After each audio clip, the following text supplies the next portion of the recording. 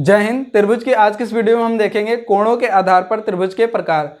इससे पहले पार्ट 1 में हमने भुजाओं के आधार पर त्रिभुज के प्रकार देख लिए थे। तो चलिए देखते हैं क्या होता है ये। तो सबसे पहला है न्यून कोण त्रिभुज, दूसरा है समकोण त्रिभुज, तीसरा है अधिक कोण त्रिभुज। यह है कोणों के आधार पर त्रिभुज के प्रकार। ठीक है, तो न्यून कोण त्रिभुज को इंग्लिश में कहते हैं एक्यूट एंगल ट्रायंगल। ठीक है, तो ये क्या कहता है, इसमें कोई त्रिभुज अगर है तो उसका प्रत्येक कोण 90 अंश से कम होना चाहिए। जैसा कि हमने न्यून कोण पहले भी बता दिया था, कोण के जब प्रकार बता रहे थे तो वहाँ पर भी हमने बताया था न्यून कोण, समकोण, अधिक कोण, वहाँ पर भी इसका डिस्कस हो गया था इस नाम का। ठीक है, बस वहाँ त्रिभुज नहीं लगा था, यहाँ इसके आगे त्रिभुज लग गया। ठीक है, सफिक्स में। ठीक, तो यहाँ क्या होता है, प्रत्येक कोण, न्यून कोण में क्या होता है, प्रत्येक कोण 90 अंश से कम होना चाहिए। ठीक है, प्रत्येक कोण 90 अंश से कम होना चाहिए। अच्छा, जब हम वहाँ पढ़ा रहे थे समबाहु त्रिभुज में, तो समबाहु त्रिभुज का क्या होता है, प्रत्येक कोण, समबाहु त्रिभुज प्रत्येक कोण कितना होता है, प्रत्येक कोण कितना होता है, 60 अंश। ठीक है, अब बताइए 60 अंश 90 अंश से बड़ा है छोटा, छोटा है, तो इसको भी कह सकते हैं कि समबाहु त्रिभुज क्या होता है, एक न्यून कोण त्रिभुज होता है। ठीक है, समबाहु त्रिभुज एक न्यून कोण त्रिभुज होता है। ठीक है, उसके बाद देखते हैं समकोण त्रिभुज। समकोण त्रिभुज क्या कहता है, राइट एंगल ट्रायंगल। ये कहता है कोई एक कोण 90 अंश के बराबर हो। ठीक, कोई एक कोण 90 अंश के बराबर हो।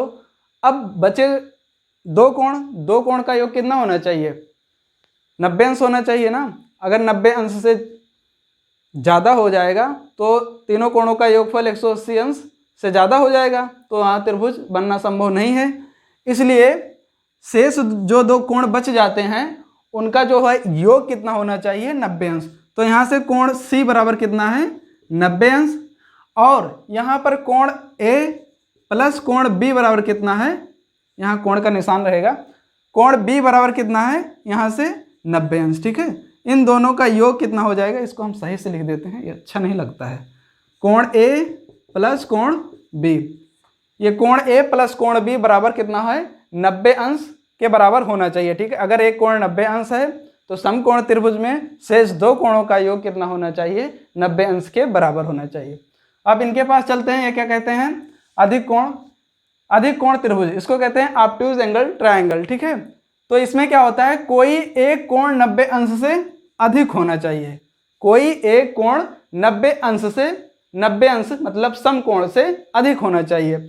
शेष दो कोण का योग 90 अंश से कम होना चाहिए।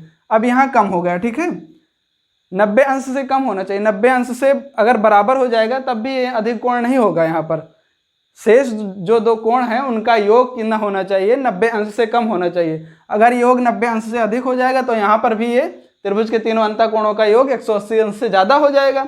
तो इसलिए शेष जो दो कोण बचते हैं उनका योग कितना होना चाहिए, 90 अंश से कम होना चाहिए। जैसे यहाँ कोण C बराबर कितना है, 110, यहाँ है कोण C बराबर कितना, 110 है। ठीक है, उसके बाद यहाँ पर कोण A प्लस कोण B कितना है, कोण A प्लस कोण B 45 और 25, यहाँ कितना हो जाएगा, 70, 80। ठीक है, तो यहाँ से A प्लस B इनका योग कितना है, 70। कहने का मतलब ये 90 अंश से कम, इन दोनों का योग कितना होना चाहिए, 90 अंश से कम। यहाँ पर क्या होना चाहिए, 90 अंश के बराबर होना चाहिए बाकी दो जो कोण बचते हैं। ठीक है, आई होप इतनी बातें समझ में आई होंगी। आप इसका स्क्रीनशॉट ले लीजिए, फिर देखते हैं आगे की बात क्या होगी।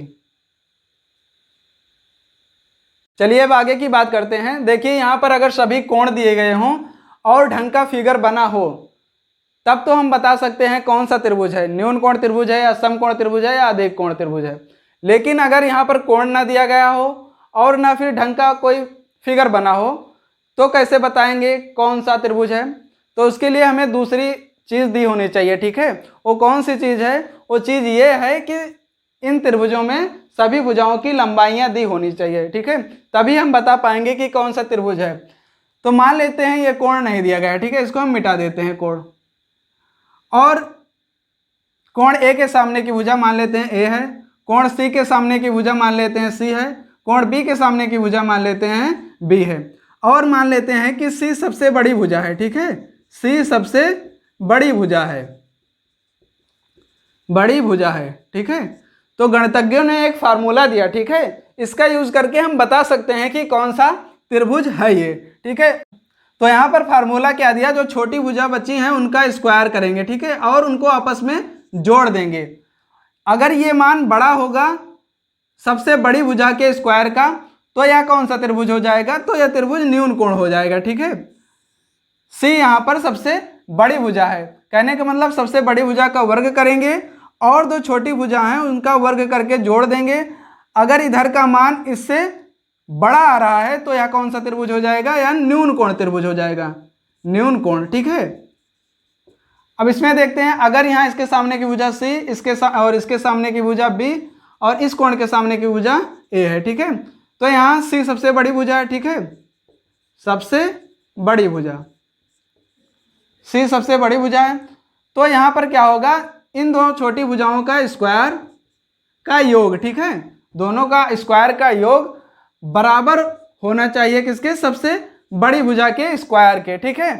तब यह क्या हो जाएगा, एक समकोण त्रिभुज हो जाएगा, समकोण त्रिभुज, ठीक है, एक समकोण त्रिभुज यहाँ न्यून कोण त्रिभुज हो जाएगा। और यहाँ पर क्या होना चाहिए, इसके सामने की भुजा सी, इसके सामने की ए और इसके सामने की बी, ठीक है। तो यहाँ क्या हो जाएगा, यहाँ सी सबसे बड़ी भुजा है, सबसे बड़ी भुजा, यहाँ पर भी सी सबसे बड़ी भुजा है, ठीक है। तो यहाँ पर क्या होगा, ए स्क्वायर प्लस बी स्क्वायर, दोनों भुजाओं का स्क्वायर करके जोड़ेंगे, ठीक है। ये छोटा होना चाहिए किससे, सबसे बड़ी भुजा के स्क्वायर से। तब यह क्या, कौन सा त्रिभुज हो जाएगा, ये हो जाएगा अधिक कोण त्रिभुज, अधिक कोण त्रिभुज, ठीक है। तो यह हो जाएगा अधिक कोण त्रिभुज। अब देखते हैं इसका एक दो क्वेश्चन देख लेते हैं। जैसे यहाँ पर भुजा की लंबाई दी गई 8, 9 और 12, ठीक है, 8, 9 और 12। सबसे पहले जो हमने यहाँ पर लंबाइयाँ ली हैं, पहले चेक करते हैं कि यह त्रिभुज बनेगा कि नहीं। 8, 9, 17 और ये 12 है, दो भुजाओं का योग जो होना चाहिए बड़ा होना चाहिए छोटी भुजा से, ठीक, तभी वो त्रिभुज बनेगा। तो 8, 9, 17 हो जाएगा, 17 बड़ा है किससे, 12 से, तो यहाँ त्रिभुज बनना संभव है, ठीक है।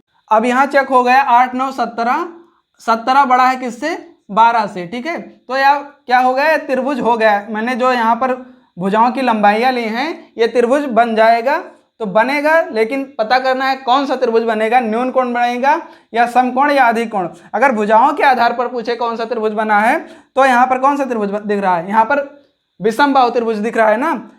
लेकिन अगर कोण के आधार पर पूछे कौन सा त्रिभुज दिख रहा है यहाँ पर, तो हम इसको चेक करेंगे इस फार्मूले से, ठीक। तो दो छोटी भुजाओं के वर्गों का योगफल निकालेंगे पहले। 8 × 64 है ना, 8 × 64 और प्लस 9, 9 81, बड़ा होना चाहिए किससे, 12 बरहियम 144 से, है ना, बड़ा होना चाहिए 12 बरहियम 144 से। तभी यह त्रिभुज कौन सा होगा, इस भुजा से बना त्रिभुज कौन सा होगा, न्यून कोण त्रिभुज होगा। तो 8 यहाँ से कितना हो जाएगा, 4, 1, 5 और 8, 6, 14, ठीक है, 145 बड़ा है 144 से। तो इसलिए हम कह सकते हैं 8, 9, 12 से बना त्रिभुज कौन सा त्रिभुज हो जाएगा, न्यून कोण त्रिभुज हो जाएगा, ठीक है। जैसे यहाँ पर चेक करते हैं। जैसे हम ले लेते हैं एक भुजा की लंबाई ले लेते हैं 3, 4 और 5। पहले चेक करिए हमने जो लंबाई ली है ये त्रिभुज बनेगा कि नहीं बनेगा। देखिए 4, 3 कितना हो जाएगा, 7, 7 बड़ा है किससे, 5 से। दो भुजाओं का योग बड़ा होगा अगर तीसरी भुजा से, तो त्रिभुज क्या हो जाएगा, बनना संभव है। अब त्रिभुज बन गया तो पता करेंगे कौन सा त्रिभुज है, ठीक है, पता करेंगे कौन सा त्रिभुज है, किस आधार पर, कोण के आधार पर। तो यहाँ से दो छोटी भुजाओं के वर्गों का योग, तो 3 का वर्ग हो जाए कितना, 3 त्रिक 9 और 4 का वर्ग प्लस 16, ठीक है, और 5 का वर्ग 25। इसको दोनों को ऐड करेंगे, ये 25 इधर भी 25, दोनों बराबर आ रहे हैं। तो इसलिए हम बता सकते हैं कि यह त्रिभुज कौन सा होगा, 3, 4, 5 से बना त्रिभुज कौन सा होगा, एक समकोण त्रिभुज होगा ना, ठीक है। उसके बाद देखते हैं अधिक कोण त्रिभुज। अधिक कोण, तो जैसे हम भुजा की लंबाई ले लेते हैं, कौन सी भुजा की लंबाई, यहाँ पर ले लेते हैं 5, 3, 7, ठीक है, 5, 3, 7। पहले चेक करेंगे त्रिभुज बनेगा कि नहीं। 5, 3, 8, 8 बड़ा है किससे, 7 से। कोई दो भुजा को ऐड करेंगे अगर वो तीसरी भुजा से बड़ा आ रहा है तब ये त्रिभुज बनेगा, ठीक है। और 7 3 10, 10 भी बड़ा है किससे? 5 से। और यहाँ से 7 5 12, 12 भी बड़ा है किससे? 3 से। कहने का मतलब यहाँ त्रिभुज तो बन जाएगा, ठीक है। अब पता करेंगे कौन सा त्रिभुज है, समकोण है या न्यून कोण है या अधिक कोण है। वैसे भुजा के आधार पर तो ये विषमबाहु त्रिभुज है, ठीक है। तो यहाँ पर पता करेंगे, कैसे पता करेंगे? देखिए 5 का स्क्वायर 25 और 3 का स्क्वायर 9, ठीक, और 7 का स्क्वायर 49। अब इन दोनों को जोड़ेंगे, ठीक है। तो यहाँ से 25 9 कितना हो जाएगा? यहाँ से 34 हो जाएगा। 34 क्या है? 49 से छोटा है, 49 से छोटा है। तो यहाँ से कौन सा त्रिभुज बन जाएगा? ये इन भुजाओं से कौन सा त्रिभुज बनेगा बताइए? हाँ, अधिक कोण त्रिभुज ना। तो 5 3 7 का यूज करके हम अधिक कोण त्रिभुज बना सकते हैं, ठीक है। जहाँ पर भुजा की लंबाई 5 हो, 3 हो, 7 हो, मतलब 5 सेंटीमीटर या यूनिट कुछ भी ले सकते हैं, 5 सेंटीमीटर या इंच या मीटर या फुट कुछ भी ले सकते हैं ना। 5 यूनिट, 3 यूनिट और 7 यूनिट है ना। तो इससे बनी त्रिभुज कौन सा होगा? इससे बना त्रिभुज कौन सा होगा? अधिक कोण त्रिभुज होगा। तो आप इसका स्क्रीनशॉट ले लीजिए। अभी बात आगे और करते हैं, ठीक है। अब देखिए, जब यहाँ 3 भुजाओं की लंबाइयाँ दी गई हों तो हमने देखा कि इन तीनों भुजाओं से कौन सा त्रिभुज बनेगा। उसके लिए हमने ये सब फार्मूला देखा, ठीक है। लेकिन अगर एक भुजा दी गई हो, ठीक है, अगर एक भुजा दी गई हो और हमें अन्य 2 भुजाएं पता करना हो, ठीक है, तो उसके लिए कौन सा फार्मूला होगा? समकोण त्रिभुज में, ठीक है, सिर्फ समकोण त्रिभुज के लिए, ठीक है, सिर्फ समकोण त्रिभुज के लिए। तो उसके लिए हम फार्मूला देखते हैं। तो सबसे पहले इसको हम मिटा देते हैं ना।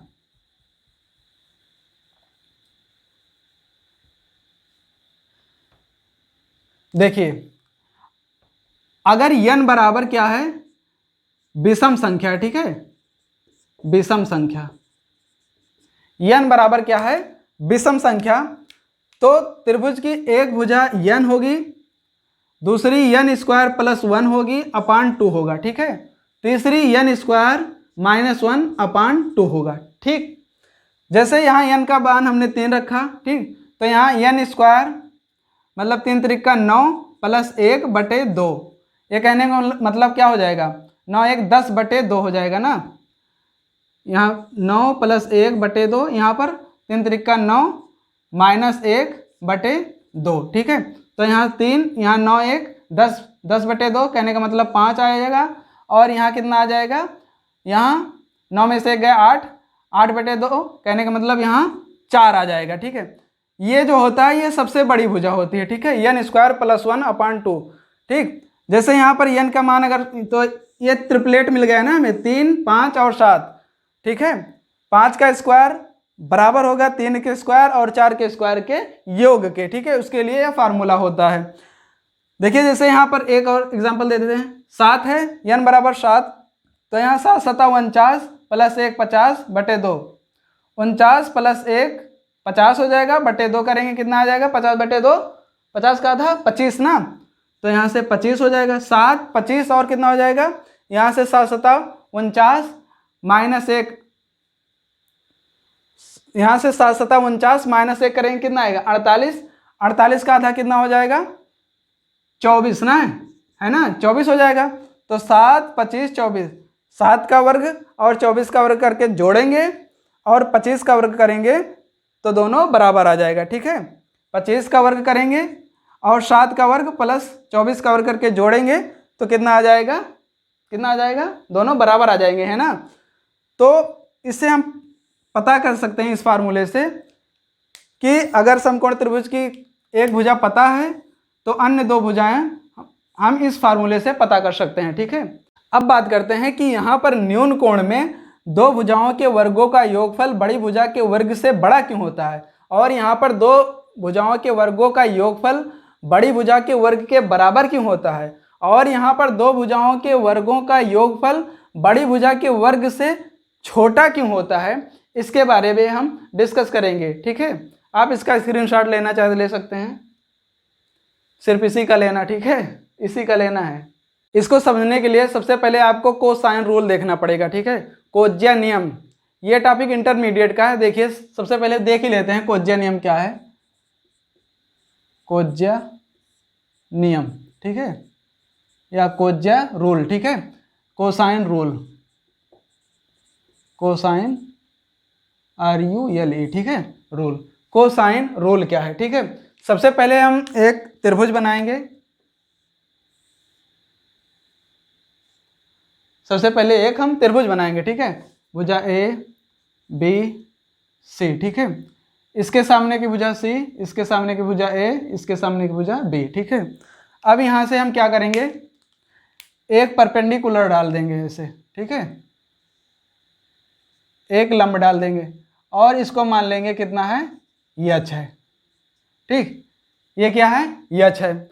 और इसको मान लेंगे यहाँ से यहाँ तक की दूरी कितना है, यहाँ पर D है, ये D है, ये पॉइंट D है, ठीक है, जहाँ पर लंब मिला है वो D है, ठीक। और ये पूरा A है, जब ये पूरा A है तो ये x है, तो ये पूरा कितना हो जाएगा, DC कितना हो जाएगा, A माइनस एक्स, ठीक है, A माइनस एक्स। इन दोनों को ऐड करें तो A आना चाहिए, देखिए x plus A minus x, ये कट जाएगा तो A ही तो बचेगा, तो इसलिए A माइनस एक्स हो जाएगा, ठीक है। अब देखते हैं, अब देखिए यहाँ पर त्रिभुज ABD में, ठीक है, ABD में, ABD में, ठीक, ABD में पाइथागोरस प्रमेय, ठीक है, पाइथागोरस प्रमेय, ठीक है, पाइथागोरस प्रमेय का यूज करेंगे इसमें। तो यहाँ से 90 अंश के सामने की भुजा कर्ण हो जाएगा, C² हो जाएगा, उसके बाद बाकी दोनों भुजाओं का वर्गों का योगफल हो जाएगा, ठीक है। तो यहाँ से h² बराबर लिख सकते हैं, क्या लिख सकते हैं, C² माइनस x², तो यहाँ से C² माइनस x², इसको मान लेते हैं इक्वेशन फर्स्ट। उसके बाद देखते हैं त्रिभुज ADC में, ठीक है, ADC में यहाँ पर भी पाइथागोरस प्रमेय लगाएंगे, पाइथागोरस है ना प्रमेय, पाइथागोरस प्रमेय यहाँ पर भी लगाएंगे।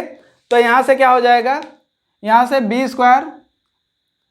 b² बराबर क्या हो जाएगा, h² plus A minus x पूरे का होल स्क्वायर, है ना, ये पूरी भुजा की लंबाई है, तो इसको यहाँ अभी नहीं माने, ठीक है। तो यहाँ से h² बराबर क्या हो जाएगा, h² बराबर हो जाएगा b² minus A minus x पूरे का होल स्क्वायर, इसको मान लेते हैं इक्वेशन सेकेंड है, ठीक है। अब देखिए यहाँ से इक्वेशन फर्स्ट एंड सेकंड से, ठीक है, इक्वेशन फर्स्ट एंड सेकंड से h² बराबर h² है, तो दोनों को बराबर कर देंगे, ठीक है। दोनों को बराबर करेंगे तो यहाँ से क्या हो जाएगा, क्या मिलेगा, यहाँ से C² माइनस x² पहले से, दूसरे से क्या मिलेगा, b² minus A minus x² पूरे का, ठीक है। तो यहाँ से अब C² माइनस x² ये बराबर हो जाएगा b² माइनस इसको A माइनस b का होल स्क्वायर फार्मूले से खोल देंगे, ठीक है। तो यहाँ से A² प्लस b² होता है, ठीक है, प्लस b² तो माइनस अंदर जाएगा तो यहाँ से माइनस हो जाएगा, तो यहाँ क्या मिलेगा, x², और फिर -2ab होता है ना, तो -2ab माइनस अंदर जाएगा तो +2ab हो जाएगा, +2ax हो जाएगा। तो यहाँ से ये कट जाएगा, दोनों तरफ समान चिन्ह है, बराबर के दोनों तरफ अगर एक ही पद में समान चिन्ह है तो दोनों कट जाते हैं, क्योंकि ये पक्षांतर होकर इधर आएगा तो घट जाएगा, 0 हो जाएगा, इसका मान काम खत्म हो जाएगा इसका, ठीक है। तो यहाँ से C² बराबर क्या मिलेगा हमें, b² माइनस A² और क्या, और +2ax, ठीक है, +2ax मिला। अब क्या करेंगे, अब इधर लिखेंगे, ठीक है, अब इधर लिखेंगे, ठीक है। तो यहाँ से cos b बराबर क्या होगा, cos b बराबर आधार बटे कर्ण, आप लाल बटे कक्का फार्मूला जानते होंगे, लाल कक्का, ठीक है। तो लंब बटे कर्ण, आधार बटे कर्ण, ठीक है, तो साइन cos आधार बटे कर्ण ही होता है, ठीक है, आधार बटे कर्ण। तो अगर b कोण ले रहे हैं यहाँ पर b कोण, तो इसके आधार क्या हो जाएगा, आधार x हो जाएगा, आधार x हो जाएगा, और कर्ण क्या हो जाएगा, c हो जाएगा। तो cos b बराबर क्या हो जाएगा, x/c, ये आधार x हो जाएगा, ये न्यून कोण के सामने की भुजा लंब होती है, ठीक है, h लंब हो जाएगा, ये आधार रहेगा, ठीक है, आधार और एक कर्ण, ठीक है। तो यहाँ से cos b और cos b यहाँ से लिख सकते हैं, cos b और c cos b बराबर x लिख सकते हैं कि नहीं, इधर आएगा तो इंटू हो जाएगा, इधर भी एक होता है, ये दोनों इंटू होकर बराबर हो जाएंगे, ठीक है, तिरछा इंटू होकर बराबर हो जाएंगे, ठीक है। तो यहाँ से x बराबर कितना मिला, c cos b। अब इस x को यहाँ पर रखेंगे, ठीक है, यहाँ पर रख देंगे, अब इधर यहीं पर लिख देंगे, ठीक है। तो c स्क्वायर बराबर कितना हो जाएगा, b स्क्वायर, यहाँ से b square minus a square और प्लस 2, यहाँ से a है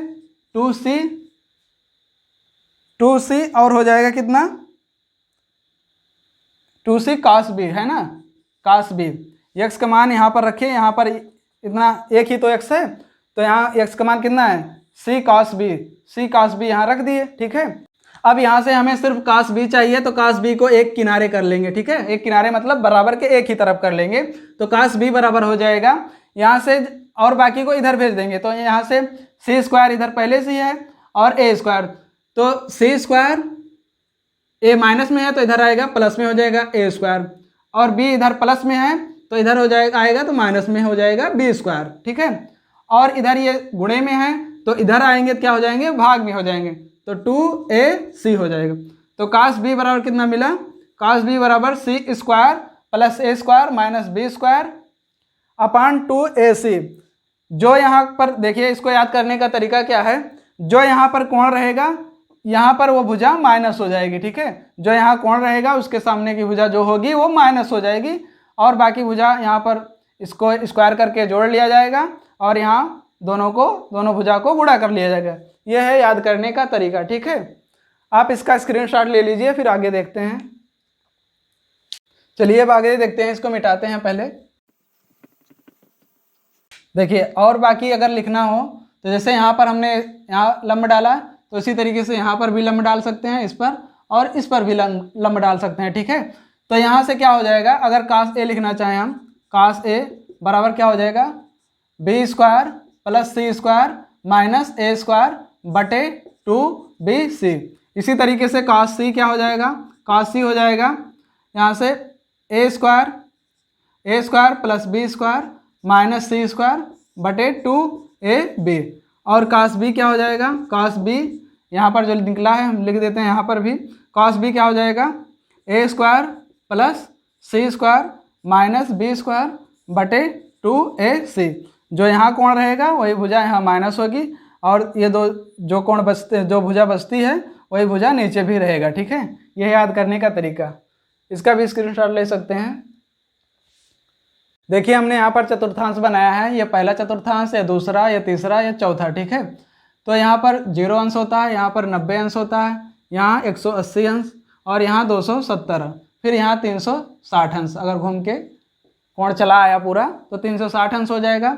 अगर न्यून कोण है, ठीक है, न्यून कोण है तो थीटा क्या हो जाएगा, थीटा पहले चतुर्थांश में रहेगा इसमें, है ना। न्यून कोण है तो थीटा क्या रहेगा, 90 अंश से कम रहेगा, ठीक है, 90 अंश से कम रहेगा तो न्यून कोण हो जाएगा। तो यहाँ से लिख सकते हैं cos c बराबर क्या हो जाएगा, a square plus b square minus c square बटे 2ac, ए बी है ना, ए बी लिख सकते हैं। तो अगर न्यून कोण है तो पहले चतुर्थांश में रहेगा, और पहले में सभी प्लस होते हैं, cos sin tan sec cosec, है ना। पहले में जितने भी त्रिकोणमितीय अनुपात हैं सभी यहाँ पर प्लस रहेंगे, ठीक है। तो ये प्लस हो जाएगा, और यहाँ से a और b क्या है, भुजा की लंबाइयाँ हैं, तो दूरी हमेशा क्या होती है, पॉजिटिव होती है, तो इधर इंटू हो जाएगा, ये प्लस हो जाएगा, प्लस हो गया तो यहाँ से लिख सकते हैं ये बड़ा होगा, ये a स्क्वायर 0 से ये सब बड़ा हो जाएगा, ठीक है, a square plus b square minus c square. जब पक्षांतर होकर इधर आएगा तो c स्क्वायर ये छोटा हो जाएगा किससे, a square plus b square से, ठीक है। तो न्यून कोण में क्या होता है, सबसे बड़ी भुजा का वर्ग छोटा होता है दो बड़ी भुजाओं के वर्गों के योगफल से, ठीक है। देखो, इसको फिर से समझ लेते हैं। देखो, जैसे यहाँ पर ये पूरा प्लस हो जाएगा, इधर आएगा तो प्लस बराबर क्या हो जाएगा, a square plus b square minus c square, ठीक है।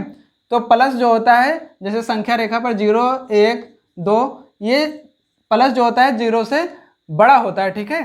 तो इसीलिए हम यहाँ लिख सकते हैं 0 ये बड़ा होगा, a square plus b square minus c square. जब c स्क्वायर इधर पक्षांतर होकर इधर आएगा तो यही तो मिलेगा, ठीक। अब देखते हैं, अगर समकोण है तो सम कोण है तो थीटा बराबर 90 अंश हो जाएगा। तो यहाँ कास 90, यहाँ से कास 90 बराबर यहाँ से ए स्क्वायर प्लस बी स्क्वायर और माइनस सी स्क्वायर बटे 2ab, ठीक है। कास 90 का मान कितना होता है, तो कास 90 का मान 0 हो जाएगा। तो 0 बराबर A square plus B square minus C square बटे 2ab, ठीक है। तो इधर आ जाएगा 0 हो जाएगा, तो A square plus B square बराबर सी स्क्वायर। तो ये हो गया समकोण, ठीक है। अब देखते हैं अगर अधिक कोण है तो अधिक कोण है तो थीटा क्या हो जाएगा, 90 अंश से बड़ा और 90 अंश से बड़ा हो जाएगा। तो काश यहाँ पर क्या होता है, काश यहाँ पर निगेटिव होता है, ठीक है। काश यहाँ पर निगेटिव होता है, ठीक है। तो यहाँ से ये माइनस हो जाएगा, काश सी बराबर A square plus B square minus C square बटे यहाँ से 2ab। अब ये पूरा मान निगेटिव हो जाएगा, यहाँ से निगेटिव हो जाएगा और ये अगर बराबर लिख देते हैं यहाँ तो A square plus B square minus C square, ये निगेटिव तो ये प्लस है, मान लीजिए दूरी धन है तो इधर आएगा, ये भी निगेटिव हो जाएगा। तो यहाँ से ये माइनस हो जाएगा, तो यहाँ से ये पूरा पद माइनस के बराबर लिख सकते हैं। लेकिन माइनस क्या होता है, ये 0 से छोटा होता है ना, 0 से छोटा होता है माइनस। तो यहाँ से माइनस के बराबर ये पूरा पद है, तो यहाँ पर लिख देते हैं ए स्क्वायर और प्लस बी स्क्वायर और माइनस सी स्क्वायर और ये छोटा होगा 0 से, ठीक है। तो अब सी उधर पक्षांतर होकर जाएगा, ए स्क्वायर प्लस बी स्क्वायर, अब ये छोटा हो जाएगा किससे, सी स्क्वायर से, ठीक है। तो यहाँ पर अधिक कोण में क्या होता है, दो भुजाओं के वर्गों का योगफल छोटा होता है बड़ी भुजा के वर्ग के। अब देखिए यहाँ पर भी हम इसी तरीके से समझ सकते हैं, यहाँ पर प्लस जो है ये 0 से बड़ा हो जाएगा, तो ये पूरा पद प्लस के बराबर है।